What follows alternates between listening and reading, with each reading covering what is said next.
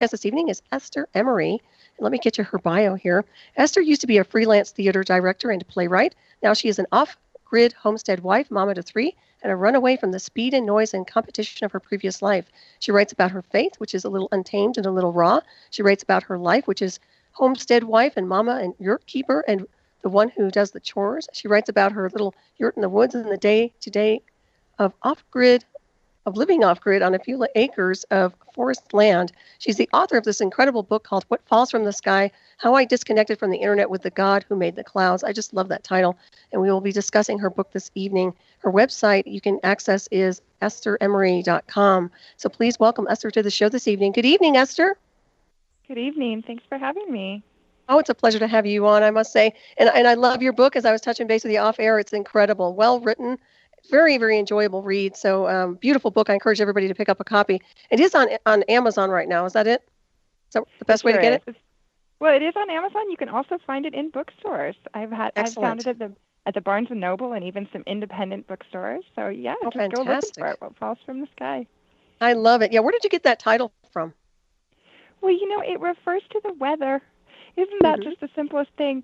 When I went off the internet, I was looking out through windows, glass windows, not computer windows, and I was just really affected by the different types of weather. And so I organized the book into the snow, the rain, the sun, and the fog, kind of loosely corresponding to the seasons, but describing the kind of spiritual states or mental states that come with the different kinds of precipitation, literally what falls from the sky.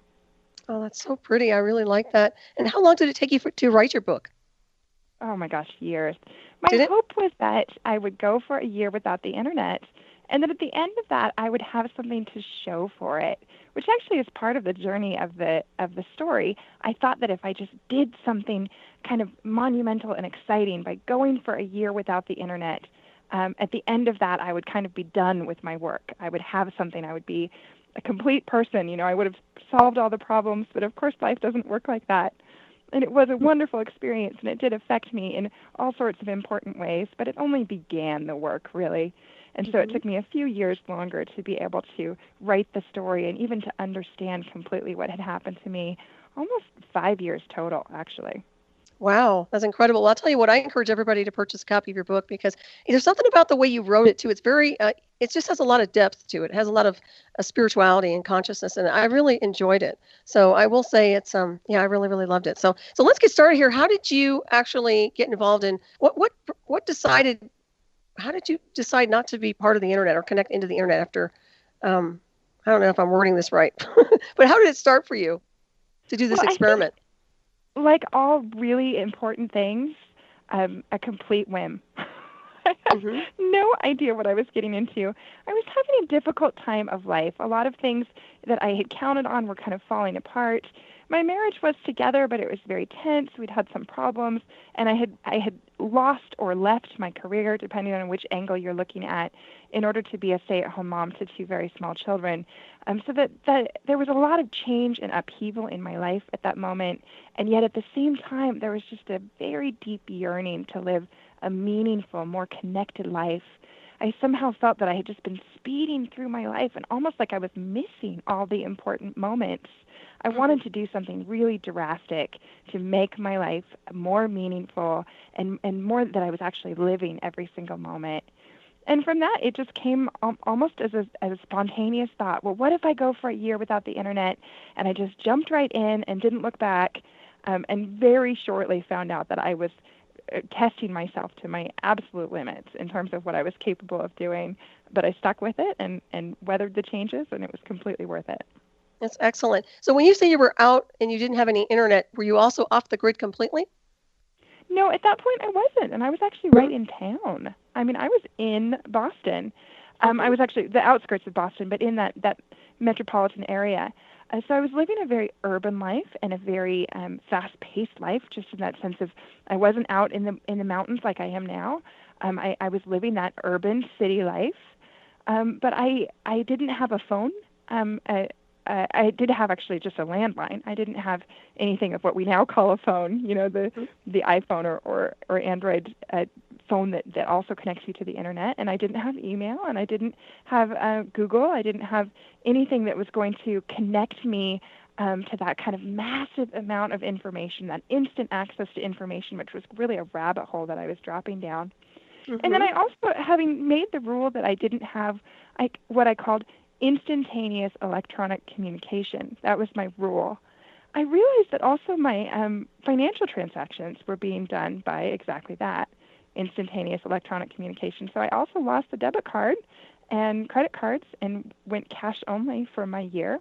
And I think that turned out to be a key part of understanding just how much digital communication has kind of tendrils in our lives, affecting our day-to-day lives and actions. Right. Yeah, it makes an awful lot of sense. Well, what did you miss when you withdrew from the internet? What did you feel energetically, first of all? How did it feel for you to be away from people or the energy of friends or anything like that, interaction-wise? Well, the very first thing I realized was this feeling of addiction. And I don't know that it was that I was really experiencing a loss so much as I was experiencing a change in habits. And that was very challenging for me. I had these kind of classic symptoms of addiction or addiction withdrawal where I found myself getting irritable and I had trouble concentrating and I gained weight. I ate a bunch of cinnamon rolls and ended up 5 pounds heavier in that first month where I didn't have the internet. So I think that was just this kind of shock of almost stepping into a different environment or maybe not being fed this kind of I think it's comparable to sugar, this kind of attention sugar that I had been accustomed to having just got pulled out of my diet. And so I don't think at that point I really was aware of the actual connection with other human beings. And that was actually telling for me that it took me a while to realize that I was missing people or that I was lonely or that I needed to find other ways to communicate, because that whole first month or so, I was just missing the entertainment, the kind of moving things around, scrolling with my thumbs, that kind of action that had kept me distracted. And it wasn't until at least a month or even 6 weeks in that I went, oh, okay, now I notice that I'm missing people. And that was actually a great moment because I was missing people from a very genuine place, a very authentic place, where I actually wanted to hang out with them instead of this kind of habit of, oh, sure, I should be seeing somebody now, or I shouldn't be alone. It's so precious to really want to see people and to be willing to make some effort to do so. And of course, not having the internet, it did take some effort for me to spend time with my friends and my family. You have to kind of be humble and just actually pick up the phone or walk over there and say, hey, I want somebody to hang out with now. It's interesting because we live on the internet. A lot of people do, and it is virtual space, virtual friends. And there's something to be said about eye-to-eye contact, hand-to-hand, face-to-face, and also giving people hugs. Just the simplicity of how life used to be before the internet. So I can understand that there would be kind of an addiction to some degree to energy or some kind of an attention to the internet itself. That's really interesting that you went through that kind of thing where you actually almost had a withdrawal from being on the internet. Did you also notice that it was a lot more quiet in your energy field and in your mind after you disconnected from the internet? Yes, and at first I hated it. That kind of the quiet mind allows for things to come up that you've been avoiding, and so it was almost immediate. Well, it was after I had gotten done kind of going through my cinnamon roll phase and my distraction phase that I realized I've been running not just to the internet, but to a number of things that have a kind of qualities of speed and numbness, because I actually have some things that I'm running from. And if I'm going to make it kind of through this to a place where I feel more whole and more able to enjoy the moments of my life, part of that journey is going to be to look inward and to look back into my past and say, okay, what are the things that are really kind of trying to get in here? And that's why I won't let this energy go quiet, because I'm afraid that I'll hear them. I'm afraid that I'll be able to hear these things that are wanting me to deal with them so that I can really move on in a full, complete way.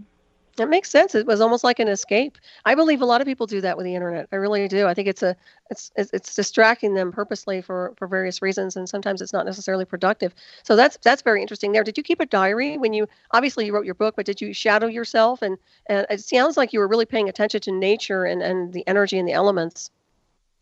Yes, absolutely. I did write down my experiences. And from the beginning, I kind of thought that people would want to hear this. And you have to think, from my perspective, I'm basically a millennial, or right along the edge of the millennial generation. I've lived my entire adult life connected, and I didn't necessarily know how to survive without being connected. And so when I thought, oh, I'm going to write a journal, to me, that experience would be valuable. I thought, well, I want to know what it's like in this other world that isn't digitally connected. It really felt like a different existence, almost a different reality. And then it was very strange because I stepped into that reality and immediately felt kind of stupid for thinking that. I thought, well, no, it's not different. It's not different at all. I'm in exactly the same situation that I've been before, and it's not so special of me that I'm off the internet. But now I think, looking at it from having both experiences of being someone who is completely immersed in the internet and digital communication and that virtual reality that you described, and then also having experienced myself without it, I do think that there's a significant difference in just how we're processing information, how we're processing reality through a screen or through our direct senses. And I think I really hadn't received that kind of, you're using the word energetics, but I hadn't received that energy from the natural world because it was translating it through these screens, and it's not the same. Right. It doesn't affect you the same way. And so it really was the natural world that affected me dramatically over the course of the year. And again, that's why I titled the book What Falls from the Sky, because I was seeing the snow and the rain and the animals and plants in a way that I really hadn't before, because it wasn't mediated by this virtual reality of the electronic world. That's very well said, what you just described right there. It just sums it up on so many different levels. But yeah, tuning into the natural world, the vibration's so unique, and it's very, very, in my opinion, very sacred on so many different levels. But I do see that people, in my opinion, if we were to lose our grid, for example, I believe they probably have a very hard time adjusting, and they might even go through more than a withdrawal. I think they might just lose it for a while. I don't know. What's your perception of that? Well, certainly. And now I do live off the grid in terms of not being connected to the power grid. But oddly, now my life is actually more connected to the internet because I have a blog now. I have a YouTube channel. So I do use the internet to communicate with people and to share community and share skills. But I do have that experience now in kind of two different ways of being able to tune out the noise, that electronic noise that mediates between me and the natural world, and being able to receive that direct communication from the natural world, which I completely agree is very sacred, very, very unique. And I do think that it's intense. I think that it's not quiet. I think, emotionally it's not quiet, or energetically it's not quiet. The natural world is very loud, very intense. Right, and yeah, so that's very true. There's more of a desire to kind of shield ourselves from it, from the kind of intense beauty or even the kind of nakedness or vulnerability of it. Maybe it's as simple as being afraid of a predator, but also that something spiritually deeper than that you really are very naked when you're in the natural world, as opposed to in this man-made world where you have things that we theoretically control. That make you feel a little bit more safe. So I agree with you that if we no longer had those kind of shields and shelters, I do think it would be a hard day for a lot of people. I agree. Well, what's interesting is that what I see just by observing people in public with their iPhones, they don't pay attention to anybody but their iPhones. They're just staring down. They don't even look around them. The situation awareness is gone. So a lot of that is there. And you made a good point that maybe they are afraid of something. Maybe it's about facing people, just communicating with socialization, just being able to communicate one-on-one. That could be a possibility as well. I think people are starting to get really I don't know. I just think that there's some toxicity associated and maybe some neural problems when people get too engaged in their iPhones. But that's just me. I've always tried to balance technology with spirituality. I think there has to be a balance. And I like the idea that you went away. You actually allowed yourself to break away from it for a year so you could process and actually see what it felt like not to be connected to the internet. And I think that's completely worth doing for those that can. And I guess there are different ways of doing it too. Even if you couldn't do it for a whole year, to have some practice of breaking away for 20 minutes a day, or for half an hour a day, or for one day a week. There are a lot of different ways to create that break. And I think that if you can't do it, then that's an addiction situation. If you can't find those moments whether it's 20 minutes in a day or for one day of the week, to be able to live without a certain kind of technology, then you're not independent from it. And I think that goes with electronics and communication, but it also goes with the grid situation. If you can't live for a day without the power grid, then you're dependent on it. And you need to kind of acknowledge that and see yourself through that lens. And there's no better way than just running a test drive now and then to find out what is my dependency here, and what are the triggers, what are the challenges that come if I try to do without this.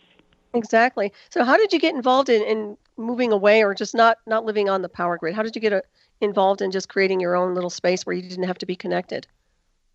Well, interestingly, that's my husband's translation of some of the experiences I had going for a year without the internet. You talked about how I, in my year without internet, became more aware of nature. For us, that was a pretty direct transition to be interested in nature to being interested in self-sufficiency. We started gardening, and I was more interested in baking, more interested in cooking, more interested in canning, all those kinds of activities that are directly related to your own survival started to become a real interest and passion for me and for my husband.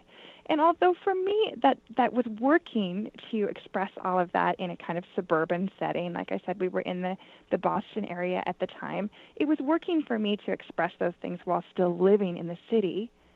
My husband kind of looked at those same values and said an expression of this for me would be to move to the woods and build a home, build our own home. And at first I thought, well, that's a little different. And then I thought, no, actually, those really are. That is an expression of the same set of values. And if I had had the skills to build my own home, I would have thought the same thing. So a few years after my year without internet, we packed up our kids and we moved to the woods, and we've been slowly building our space, our haven, our off-grid home. And there are good days and bad days as far as how much we're really in control of that environment. But I tell you, every time I leave it, I'm so happy to come back. We really have a beautiful space that we've created for ourselves there in the woods. Oh, that sounds fantastic. Yeah, that to me, it sounds like the perfect way to live, in my opinion, because, if we were to lose our grid in the illusion of, I mean, I think a lot of people would once again be in a situation where they would not be very comfortable. There's no doubt about it. But calibrating yourself to nature and doing what you're doing by living off of the grid, I think is fantastic. And you also homeschool your children, right? That's right. Actually, my oldest son went back to public school this spring because he really missed the social interaction. But I have been homeschooling my children, and I love it. I have 2 daughters as well as the older boy, and we love homeschooling. It sounds to me like that's better, because seems to me like mainstream schools, or whatever you want to call them, are just not as good, or they've gone downhill since I was a kid. There's no doubt about that. But very interesting right there. Yeah, it's fascinating information. And what about animals? Do you have a lot of animals? We have a moderate number of animals. We realize that having a lot of animals makes it harder to build infrastructure, and we still have some infrastructure to build in order to make our homestead, our space the way that we want it to be. But I do have goats, and I do have chickens. I have a pair of ducks, and some rabbits. So I guess by city standards, that is, yes, a lot of animals. I think it's fantastic. No, it's great. It's really nice, because looking at your bio, you actually were in the city. I mean, you went to California, and you were in that fast forward kind of lifestyle, right? Oh, yes, absolutely. And I'm originally from Idaho. So there's a kind of a circular effect here where I was raised with some of the values that I've now returned to, but in my late teens and early 20s, I rejected completely the idea of self-sufficiency and remote living or primitive living of any kind. I wanted things easy, and I wanted them fast, and I wanted the rewards of a competitive, career-driven life. Wanted people to pay attention to me and think that I was awesome, and did everything that I could to distance myself from farm life or rural life in any way. And then what do you know? Some years later, after my own crisis of rediscovery, I ended up pretty close to where I came from. Very, very interesting. Yeah, well, it's good to experience all these other avenues as well, but it's interesting how we usually go back to center, so to speak. That's very interesting. Did you notice that there was a time shift insofar as when you're not connected to the grid, is time slow? Does it stand still? Or do you think things speed up? Oh, I think they slow down a lot, especially Mm-hmm. right at first, and that's one of the great beauties of it. I mean, my youngest child is 4 years old now, and my oldest is 9. And sometimes I really do want to, right at this moment, I want to slow down time because I know that very soon my oldest is going to be adolescent, teenager, and moving on to some other things. But right at this moment, my children are old enough to be, fully interacting, and I can see their personalities, but young enough to still want to be very close to me. And so Mm-hmm. I literally want to slow down time, and there's no better way to do it than to go off the grid. It Mm-hmm. Oh, really makes the days long, and those long days, especially in a farm situation, can be grueling. You can feel like, oh, I just want to sit in front of the TV and make my mind blank. But then you feel like, oh, but I lost that time. So mm-hmm. living off the grid really allows me to have all those moments of each day, which at any time in your life, but for me, in particular, in a particular way, this particular time, is really valuable. Mm-hmm. That makes a lot of sense. And I would imagine that taking a break from all this, even when you took a break from the internet, it improved your health to some degree, did it?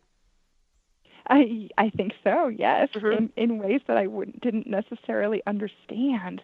You may know more about this than I do. It's not really the topic of my book, but I've since come to understand that my psychological health and even physical health is really different when I'm in the presence of a Wi-Fi signal Mm-hmm. constantly Yep. versus when Absolutely. I'm not.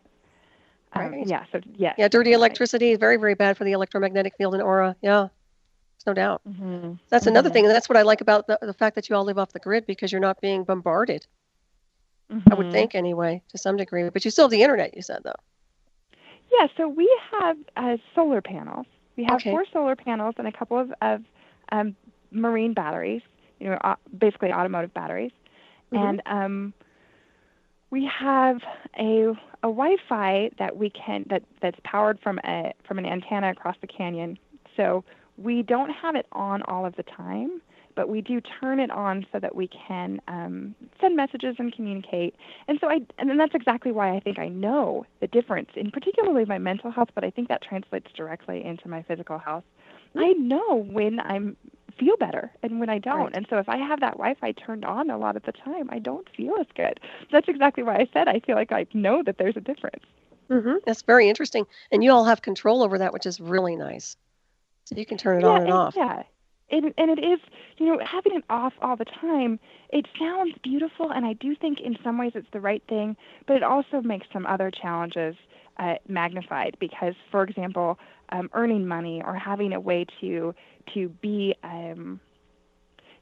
connected to other things that the kids might want to be involved in, Mm-hmm. not having any connection at all can also that can cause some other problems.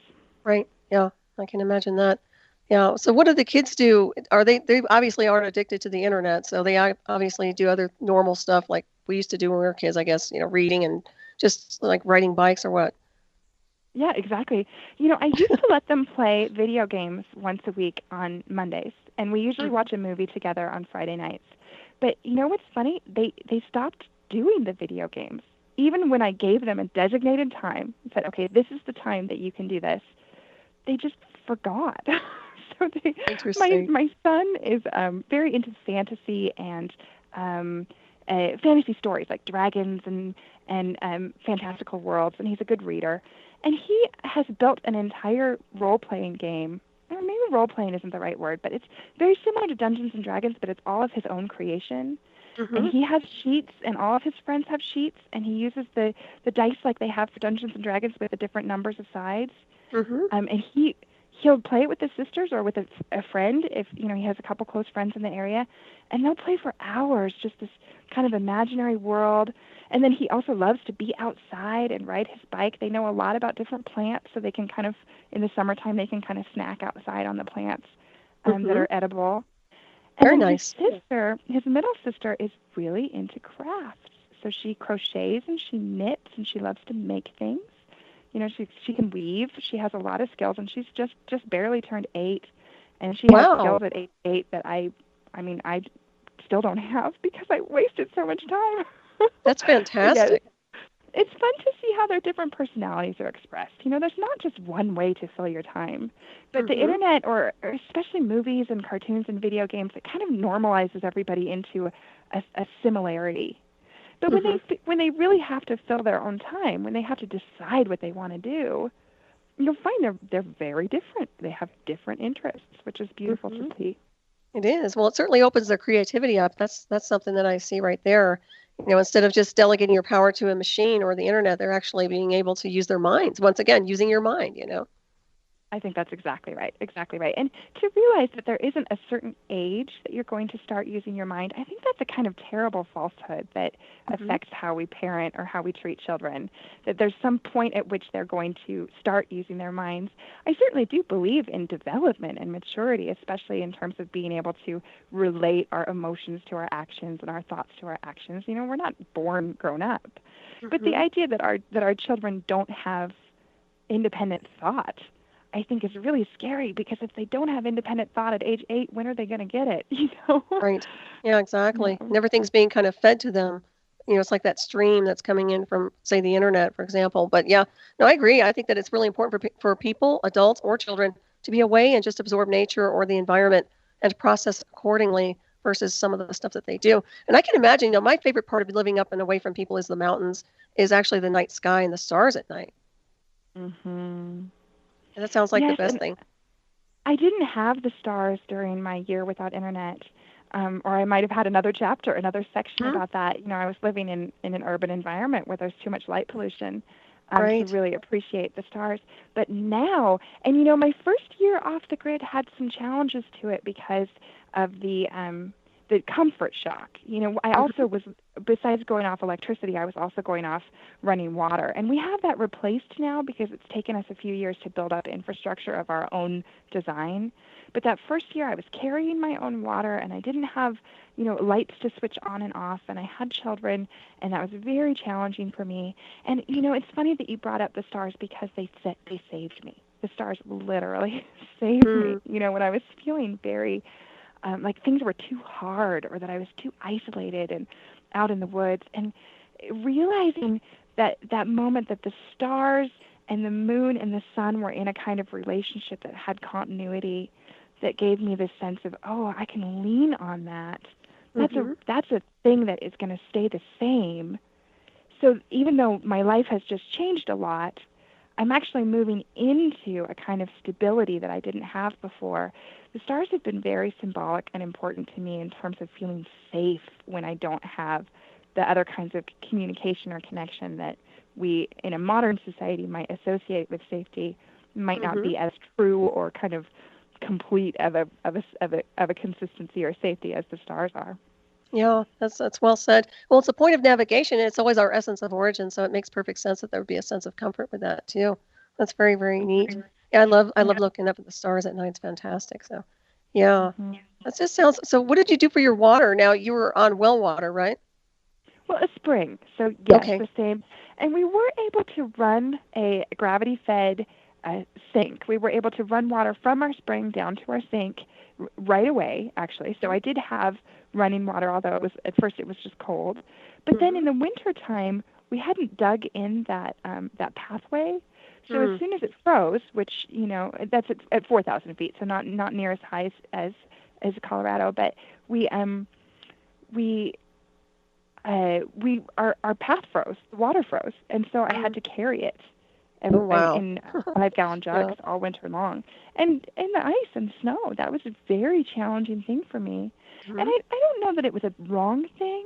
I mean, it definitely sort of built up an appreciation or understanding for where our water comes from and how important it is. But it also caused me to really reach out for some comfort and support from wherever I could find it. Say, make me feel better. This is really hard work. And that's one of the times that I turn to the stars, for sure. Wow. Well, it's interesting because it's quite a workout. There's no doubt about that. Living up there when you don't have the nice things that we normally are spoiled with in the illusion of, right? But what do you do for purification for the water? Or do you? Well, our water's clean. So it's a mountain spring, and there's actually a mountain spring not far away from us where the water's being bottled and sold. Nice. But we did use a filter right at first because the trick to that kind of spring water is that it has to be moving. So if we had it going through a concrete tank and it stayed still in the concrete tank over time, if there was any ability for oxygen and light to get in there, then it's going to grow microorganisms that may or may not be good for you. But if the water's moving and you have, just the same way that a river or a stream cleans itself, then it's going to stay clean. And we have had it tested. We have children. We don't mess around. We have had it tested just to make sure. And right at first, we did use a filter just to make sure. But yeah, the water is clean because it's not affected by any of these crazy man-made inventions that ruin the water being clean. Makes perfect sense. I tell you what. The natural water. Yeah, just tuning. I love what you're doing. I think it's fantastic. You also have a YouTube channel now, right? Yeah, we do. And that's been a really interesting journey. I started it very much as a way of blowing off some steam and a little self-expression. I made kind of funny videos at first, particularly about the things that my husband has made. He's a carpenter and he loves to make things. And of course, that's what our whole life is, living off-grid. You're building your existence really from scratch. So I made a few funny videos, and I was happy to find that people liked them. So I kept doing it, and now we have a couple hundred videos and a lot of people who are interested. Oh, absolutely. What's the name of your YouTube channel? It's called Fouch-O-Matic Off-Grid. And if you search off-grid, you'll find it, Fouch-O-Matic Off-Grid. And the reason it's called that is that my husband's last name is Fouch, and his nickname, as being someone who is a creator and who has made things all his life, is Fouch-O-Matic, the Fouch who makes things go. And so that was his nickname, and so we named our YouTube channel after that. And it doesn't seem connected to my name at all, but if you search my name on YouTube, it'll come up because of how the tags work. But it's Fouch-O-Matic Off-Grid, and there are a lot of videos on there about off-grid living and systems for off-grid living, how to run your water, how to build a home as an owner builder with limited resources, how to work with solar power and that sort of thing. Yeah, that's perfect. I always like those tiny houses too. I mean, there's so many different types of things people can do if they just have a little piece of land. Yeah, and also if you can get yourself out of debt. So if you can get to the point where you are building your own wealth rather than the reverse. Right. A little bit can go a long way. And one thing about the off-grid life I've noticed is that you want that instant gratification and you don't get it. But you may overestimate what you can do in a short period of time and say, oh my gosh, I really hoped we could get this house built in a year. I wanted to have a comfortable place to be before the winter, and we just didn't make it. But now we've been out there for 4 years, and we look back at what that turtle's pace has done for us. And I think we underestimated that. I mean, if you keep working at it a little bit at a time over time, you can make whatever you want. It's really incredible. Yeah, you're great role models for this. Honestly, I think everybody should be living off the grid. I think they would be a lot happier personally. So can you explain, I know that the listeners probably know what this is, but what is a yurt? How would you describe one? Sure. So just for fun, I sometimes say that if a house and a tent got together and had a baby, the result would be a yurt. Just in feeling, it's kind of a cross between a house and a tent because it's a round wall tent where the walls are not hard. They're made of a lattice work. And then there's a soft shell, which in our case is a few layers of canvas and insulation. But it's actually a very old technology. Some of the wisest things that we have been around for a while, and it's actually still in use in southern Asia. The Mongol yurts are still in use. But the original idea was for herders who have goats or sheep that they need to travel to fresh pastures. But they are in a fairly cold climate as well. So they need something that's portable but also quite warm. And so they devised this collapsible wall tent. So the latticework walls will actually collapse down into a bundle, which you can put on the back of your animal and then go to the next place. And then they would cover these latticework expandable walls with the felts from the animal fur, the wool from the animals. And they'd have a fire in the center, and these still exist. They're something you can actually go and stay in them or see them. They'd have a fire in the center and a crown opening in the top, and they're quite comfortable and a good way to efficiently stay warm in cold weather. Well, we adapted this for our own purposes, but we're definitely, giving props to that original design, which we certainly didn't create the idea of a yurt. But we made ours mostly from reclaimed materials, and so it was very affordable, and that round space is spiritually really nice. There's a difference between a round space and square ones. It has a good feeling to it. And it also, we weren't the best in terms of our insulation. If we had it to do over again, I think I would have put more effort into that insulation. But we had a wood stove to heat it, and it really was lovely. It was kind of an adventure, a built-in adventure there for a couple of years as we were living in that yurt. And now we have a cabin. So while we were living in the yurt, we built a cabin. It took longer than we meant for it to, but that's also a wonderful, cozy place to be. Oh, I love cabins too. Yeah, those are fantastic. Yeah, did you do that yourselves then? The cabin, you built that by yourselves? Yes, we built it ourselves. We hired out a few things. We hired out the concrete, and we got some help with the drywall. But mostly we did it ourselves, and that was really what my husband wanted. Because, again, thinking of energetics, there's something about your own craft and labor going into the space around you that then it kind of returns to you, and there's kind of a good feeling to that. And that really is valuable, even though the space we built ourselves is kind of small, probably, in comparison to what someone else could have done for us. And it may have some glitches. We didn't have necessarily all the skills to make it look like a manufactured home.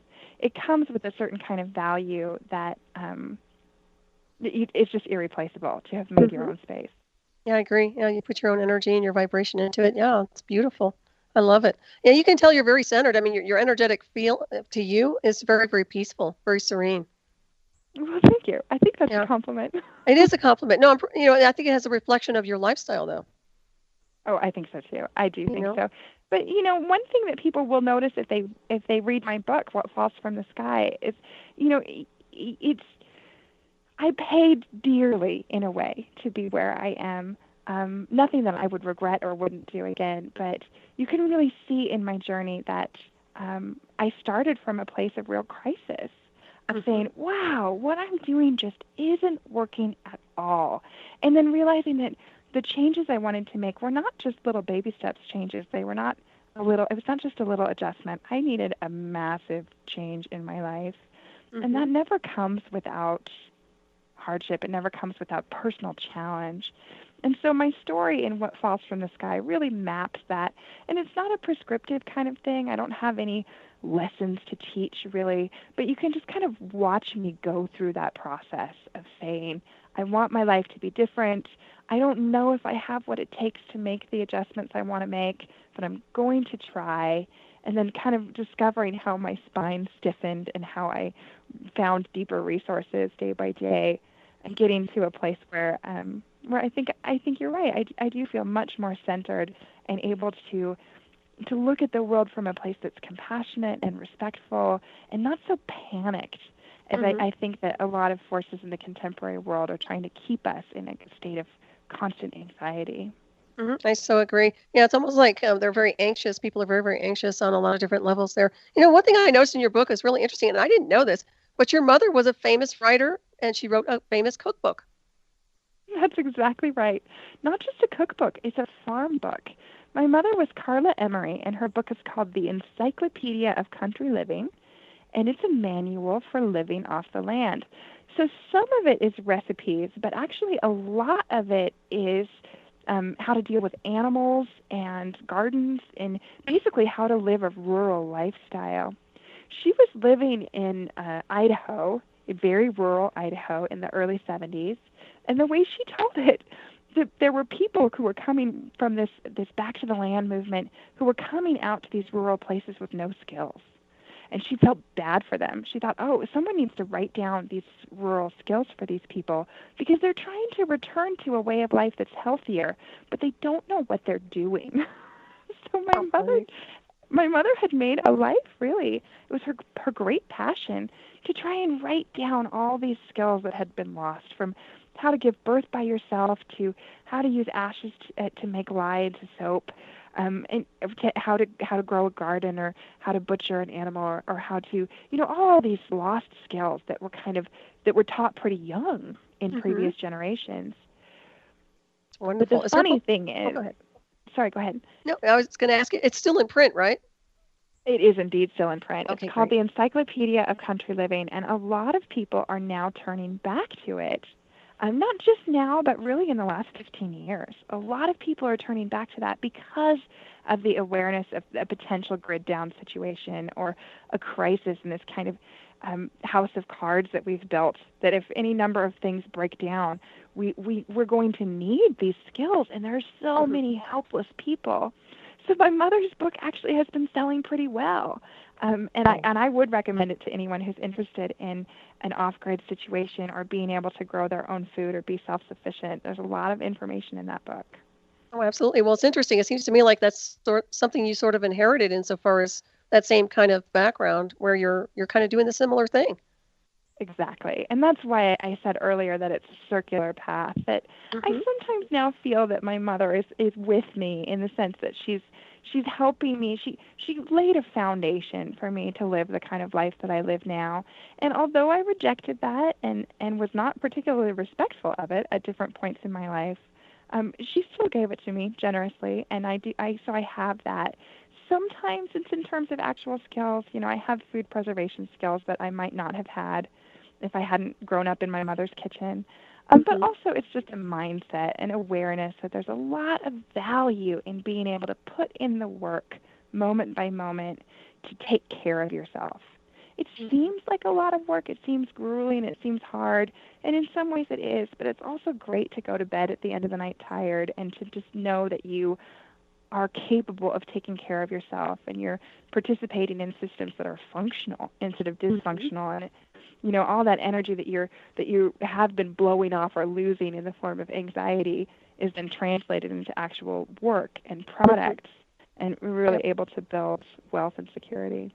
I agree, because when the people are on the internet, say for Facebook, for example, which is just an energy suck to some degree, but people get on there, and they waste hours on there, instead of getting out and rolling up your sleeves and doing something creative, or doing something that's more productive physically. In my opinion, that's what it seems like. I can understand the balance, but once again, I think it's like diverting your energy into areas that are non-productive for the most part, unless you're doing something critical on the internet. In my opinion, anyway, that's the way I see it. But that's what I like about what you're doing, is because it's physical. You're seeing the results.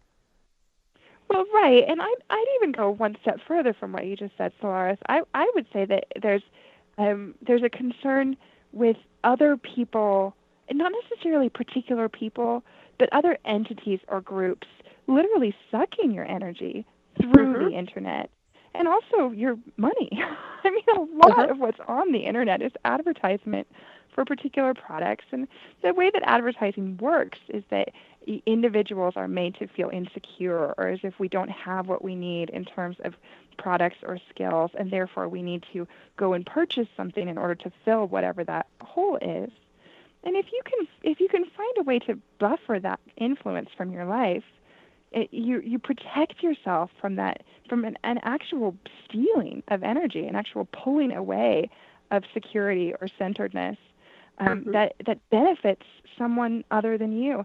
I'd so much rather be generous from a place of security. I would love to go to my neighbor and say, I want to give you something. I want to take care of you. And that neighbor could be anyone. It doesn't have to be even the person living next to me. But the way that it works, particularly through internet advertising, is there's a sense of it kind of being stolen, and maybe not even necessarily with my awareness. So I do think that's it's more than just a kind of an accidental, oops, I just spent too much time on the internet. All of these different sites are doing what they can to make you stay there, and they're very good at it. Yeah, I so agree with you on that. Yeah, it's very, very true. That's why it's good to have that mental discipline to just kind of break orbit with it at least once in a while. I encourage everybody to take a break from the internet at some point, even if it's for, like you're saying, a day or 2 days or a weekend even, but just try to get away from it, especially the iPhones. I think people should power those down and just kind of take a break from those things. Yeah, they're really powerful. We have an iPhone now, and I've been kind of amazed that even with my particular experience and awareness, it completely works on me. Just the way it fits in your hand and the way that you kind of want to touch it. There's so much intentional design there to want to kind of get into your mind Right. and participate in your life. And although I do recognize that there are things that can be accomplished in your life through the internet and through internet access, it's a very slippery slope there. It's tricky to make sure that you're not in a dependent relationship that you can't see. So taking that 20 minutes away once a day or taking a weekend off now and then, it gives you a chance to just have that perspective and say, oh, okay, this is the effect that this instrument has on me, which it's designed to have on you, designed to have on me. This is how it has the ability to affect my emotions and my actions. And then you can say, okay, what's my next step? What do I want to do about that? Right. Yeah, it definitely takes people's attention and diverts the attention over to the object. That's what's so interesting about it. It's very, yeah, they definitely knew what they were doing when they created it, right down to the apple design where, it has the bite. It reminds me of Eve, the apple that's been bitten. I don't know if people catch that or not, but it's kind of interesting. Yeah, it's like one step into the world of, I don't know what.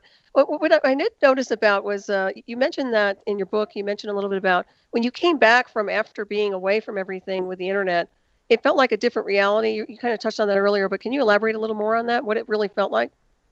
You mean to come back? Yeah. Yeah, well, and this is another thing that I think was very educational, and maybe the most educational out of all of it, is that even after a year of what felt like transformations, sense of discovery, the ability to go through and process some things in my life that I desperately needed to process that I'd been running away from for forever. So I come back to the internet after a year feeling very grounded, very whole, very, more healed than I had been for a long time. And yet still, that exact moment, it has an addictive effect on me. Or maybe addictive isn't the right word, but it just sucked me in. So that moment that I sat down at my computer for the first time in a year, literally pushing my children away, feeling like I have to read the whole internet in a day. And it was like this kind of immediate example of what the internet does in our society as a whole. So I could come to it from a very stable place, even not from a place where I felt a great need or a panic at all. And it still had that effect on me to say, come in, there's more, you're not done yet, that kind of like hyperventilating energy. Right? It's luring you right in. Oh, that's interesting. Right, exactly. Yeah. Wow, we're almost out of time here in the illusion of Esther. I can't get over it. We move very quickly here. So your book is What Falls from the Sky: How I Disconnected from the Internet with the God Who Made the Clouds. And I just love that title. It's so beautiful. And of course, it's available in the bookstores, local bookstores, and Amazon.com. Yes, absolutely. Perfect. Okay, and if anybody wants to reach out to you, what's the best way to do that? Well, I have a contact button on my website, which is esteremery.com. You can search Esther Emery, and that will come up, and there's a contact button on there. And I also have, as I said, the YouTube channel, Southchamatic Off Grid. People can comment there, and we read every single one of those comments. Well, that's wonderful. I must say I certainly appreciate you being on tonight. It's incredible. We just have a few more minutes here. I wanted to ask you real quick, did you have any encounters, anything supernatural oriented while you were living off the grid or while you live off the grid? Do you ever notice anything different? Well, I think you're very aware living off the grid of kind of what you've been describing as energetic shifts.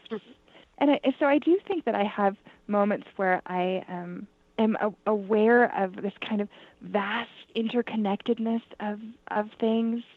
There was one time when I was watching the moon shadow fall in the fall, and the fall in the woods is kind of a creepy time because all of the leaves are falling off, and it's literally a dangerous time because animals are trying to get their food for the winter.